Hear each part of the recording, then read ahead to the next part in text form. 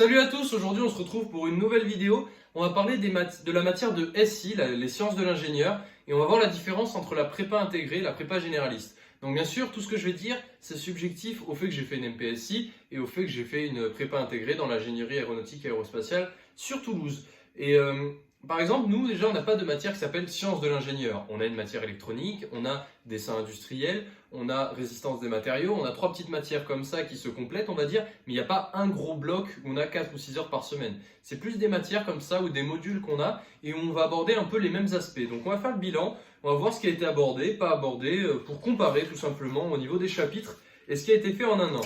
Donc au début, le 6ML, etc., c'était juste pour nous expliquer un peu comment ça fonctionnait, l'interface homme-machine, tout ça. Bon, ça c'est pas le plus intéressant. Donc tout c'était un poly qu'on avait, ça c'est le poly de MPSI que notre prof nous faisait. Donc il y en a ils écrivent les cours, il y en a ils ont des polys. Ça c'est le poly de cours, mais après derrière, si je vous montre ça, là-dedans vous avez l'informatique et les exos de SI. Donc autant vous dire, on a quand même écrit pas mal. Mais on va dire que c'est un très bon support, en plus il y a les corrections à la fin. Vraiment, il avait fait un super travail. Mécanique du solide, études cinématiques. Bon, est-ce qu'on a fait ça? Alors, études des liaisons. Alors ça, on l'a fait sous le nom de méca référentiel non galiléen. Parce qu'en fait, c'est les formules changement de base de dérivation, on produit scalaire vectoriel, mais après c'est champ des vecteurs vitesse du point d'un solide indéformable, l'accélération, tout ça, c'est des choses qu'on a fait en physique cette fois. Et voilà, accélération absolue, c'est l'accélération relative, plus l'accélération d'entraînement, plus 2 oméga d'entraînement de la vitesse relative, enfin vectoriel de la vitesse relative. Donc, commencer l'année avec ça, je vous avoue que ça a été très difficile et que c'est un chapitre où j'ai pas compris grand chose. C'est peut-être pour ceux qui ont vu mes vidéos l'année dernière, ils savent que c'est le pire chapitre que j'ai pu traverser l'année dernière. Le reste, ça allait, plus ou moins bien, etc. Mais celui-là, vraiment, c'était vraiment le chapitre, je pense, dans ma vie où le blocage a été le plus fort. C'est-à-dire, il n'y a rien qui sortait, vraiment.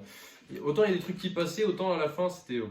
voilà. Bon bref, ensuite c'était tracé. On n'a pas trop fait beaucoup de tracés au niveau de tracer les vitesses, équiprojectivité des vitesses, tout ce qui est tracé au compas, etc.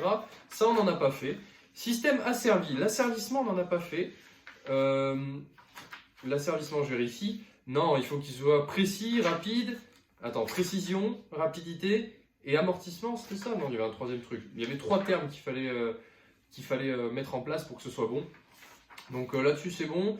Transformer de la place, donc 1 sur P, 1 sur P carré, rampe, tout ça.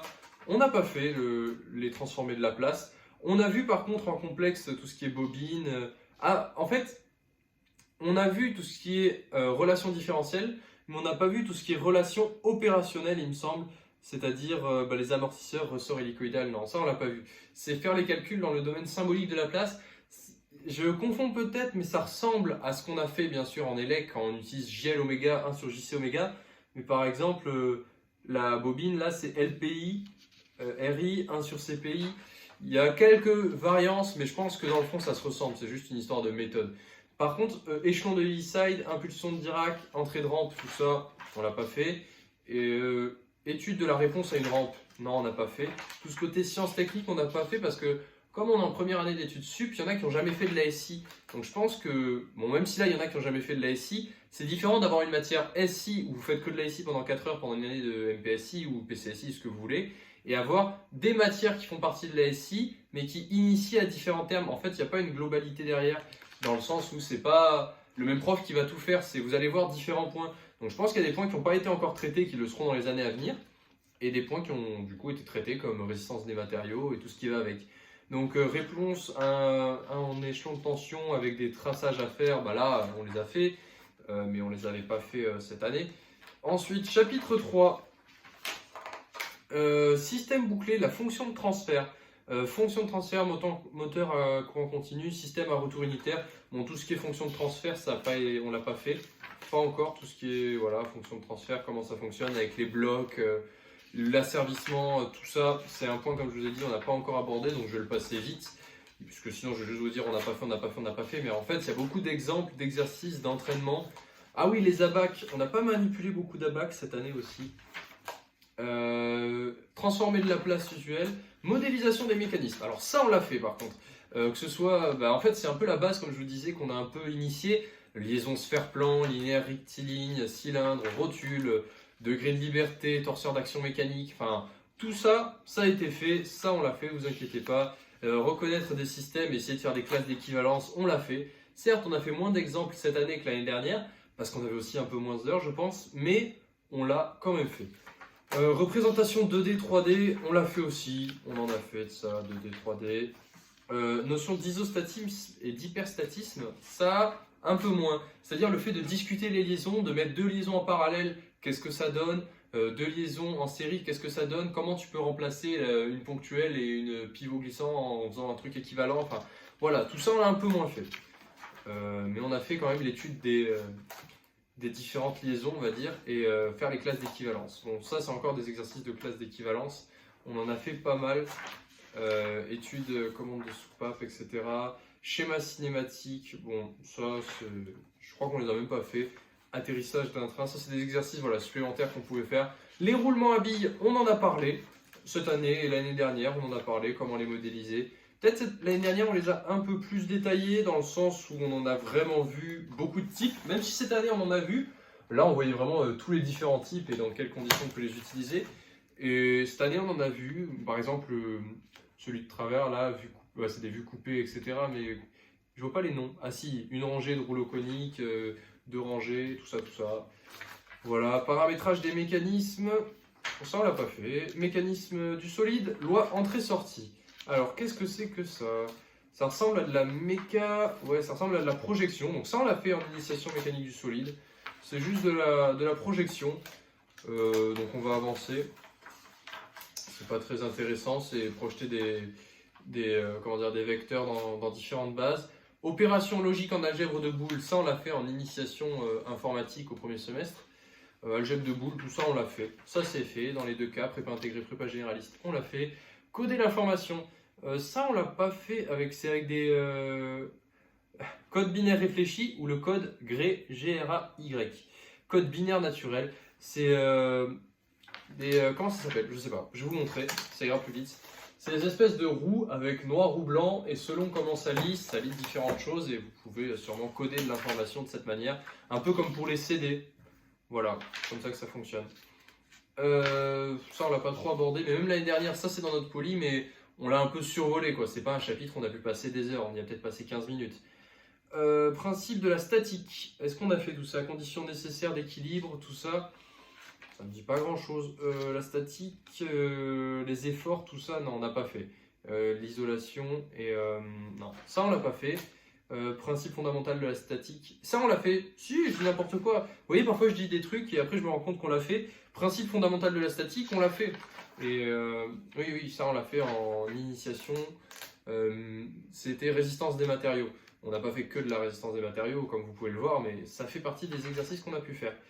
Montage sur roulement, action mécanique élémentaire, force sur facile, bon ça c'est juste des exemples, on les a pas trop abordés l'année dernière non plus. Chapitre 7, qu'est-ce que c'est? Des applications, des exercices. Bon bah là c'est des exercices, est-ce qu'on a que des exercices jusqu'à la fin? Train d'engrenage, ça aussi c'est vrai qu'on a fait tout ce qui était train d'engrenage, formule de Willis. Roue intérieure, roue extérieure. On en a fait un peu cette année. Pas trop, mais on en a fait aussi. Genre, je pense qu'on a fait aussi. La SI cette année, je pense que c'était un peu plus de l'initiation. C'est-à-dire, on a vu différentes pistes. En deuxième année, on va consolider dans les différentes pistes qu'on a pu explorer. Et je pense qu'en troisième année, comme on doit choisir entre système et véhicule, bah, ils vont vous dire ce type de SI ça correspond à système, ce type de SI ça correspond à véhicule. Donc faites vos choix en fonction de ça. Donc engrenage à denture droite, denture hélicoïdale, bon ça c'est plus des exemples assez théoriques. Hop, on avance, on avance, on avance. On avait des TP l'année dernière aussi en SI, cette année on a des TP en élec, bon ça se rapproche un peu, en fait c'est un mélange entre, bon, c'est plus proche des TP de physique en fait ce d'élec pour cette année. C'est-à-dire on fait tout ce qui est les circuits électroniques, etc. Bah, comme le dit la matière, mais on fait pas des TP style études, capteurs, utilisation de MATLAB. On a des TP par contre de CATIA, qu'on n'avait pas l'année dernière, c'est-à-dire CATIA, on doit modéliser des avions, des planeurs avec un tuto, etc. On a dû fabriquer aussi un robot de combat, mais on n'a pas fait tout ce qui était... voilà, mais je pense qu'on va l'utiliser ce type de logiciel au prochain semestre, enfin l'année prochaine. Les vérins, les pompes hydrauliques, bon, ça c'est plus des exemples et je pense de la culture. et de la technique. Et ensuite, on arrive aux éléments de corrigé à la fin qui nous permettent de voir si ce qu'on a fait est juste ou est faux. Donc je pense avoir fait le tour de la SI. Pour faire le bilan, je pense que avoir dit les noms de chapitres comme ça, c'était peut-être pas le plus efficace parce que j'ai l'impression d'avoir fait des choses l'année dernière que j'ai pas dit à l'oral là. Il y avait beaucoup plus de choses style des tracés, des compréhensions de mécanismes, trouver des liaisons équivalentes, trouver des classes équivalentes. J'ai l'impression qu'on a beaucoup plus manipulé ce côté-là de la SI qu'on peut voir un peu en première terminale. Et j'ai pas forcément pu le redire à travers ce que j'ai pu voir. Mais après, ce qui est bien, comme je vous ai dit, c'est que là, c'était vraiment, nous, cette année, en prépa intégrée, séparés. Et on a pu voir, ça avait tel nom, et on faisait tel truc. Et là, je veux dire, si je veux l'initiation à la mécanique du solide, je regarde mes chapitres. Si je veux de l'élec, je vois les chapitres d'élec.